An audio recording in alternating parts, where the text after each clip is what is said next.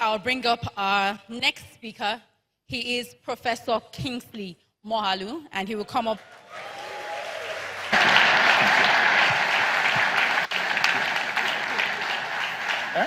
He will come up right after this short video. I should wait. Okay, I should wait. Huh? Okay. Professor Kingsley Moghalu. Professor Moghalu is a professor of practice in international business and public policy at the Fletcher School of Law and Diplomacy at Tufts University.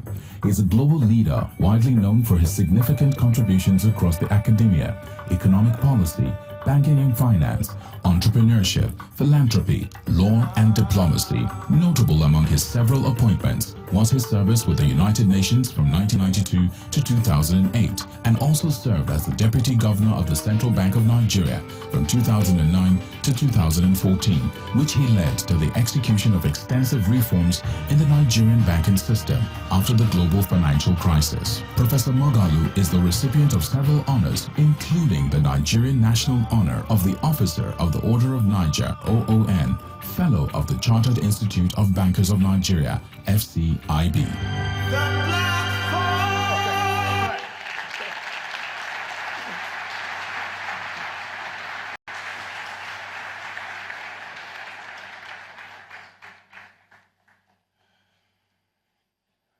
Good morning. Thank you most dearly to the visionary Poju Oyemade and the Covenant Center for the boldness, for the courage, for the clarity of purpose that has led the platform to become Nigeria's most influential festival of ideas.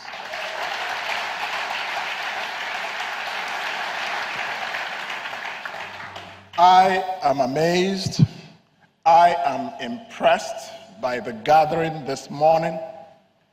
I am almost intimidated, and that is a very rare thing. I am certainly inspired. Thank you for inviting me, Pastor Poch. I am here with a message for my countrymen and women. And my heart is warmed up and fired up.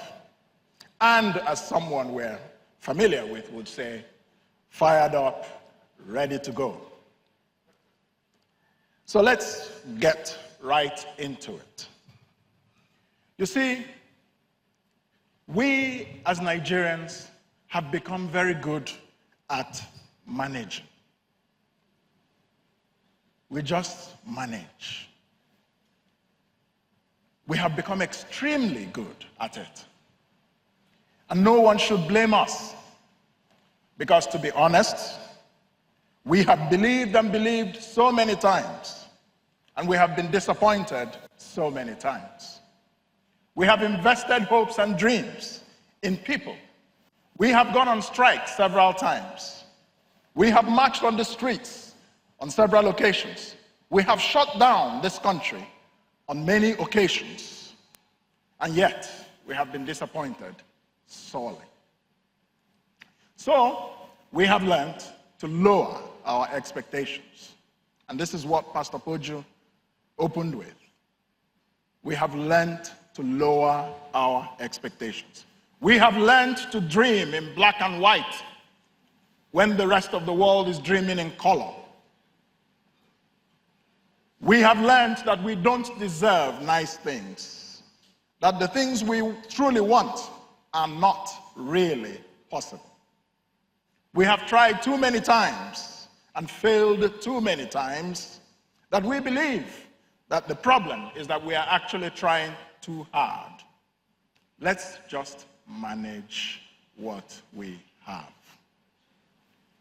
Let's manage the recovery of 165 girls. It is impossible to get back all the 265. Let's manage a president who is not personally corrupt. It could have been worse.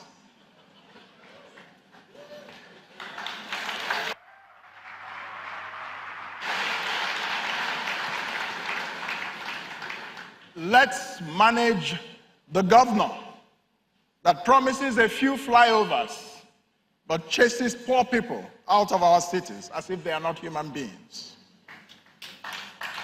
That's the cost. That's the cost of development. Let's pretend that 60% of our federal revenue is not going to maintaining just 1 million people. After all, they haven't killed anyone. Let's manage the one we have, we tell ourselves, because we can't really get what we truly want.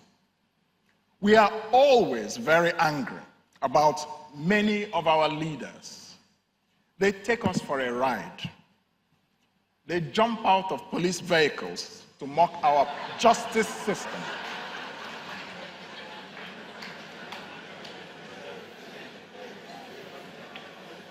They insult our youth, calling them lazy.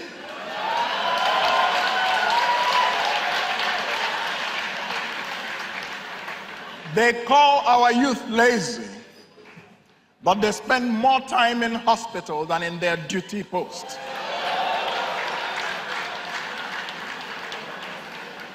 They insult our intelligence, claiming that they are fighting corruption.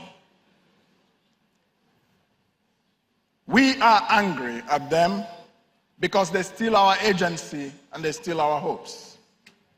They steal our capacity to imagine. But do you know something? Do you know something? These leaders are laughing. They laugh. Why are they laughing? They are laughing because they know that no matter how angry we are, they are almost certain that nothing will change. They are sure because they know that in their heart of hearts and in our heart of hearts, we truly don't believe that Nigeria will change. They think we don't believe it. We are condemned by our conviction that this is how things will always be. These guys think this way. And so for them, the party will never be over. When I chose to run for the highest office in Nigeria, the presidency, I knew that this was my primary challenge. This manage it syndrome. An attitude that is simply sadness.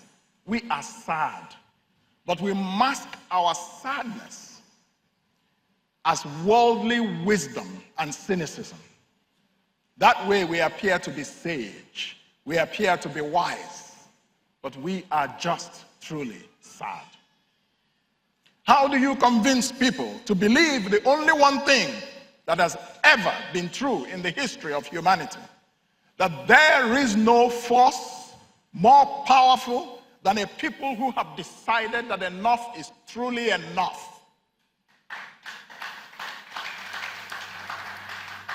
There is no more powerful force on earth than a people who have decided that we have had enough. We should have had enough by now.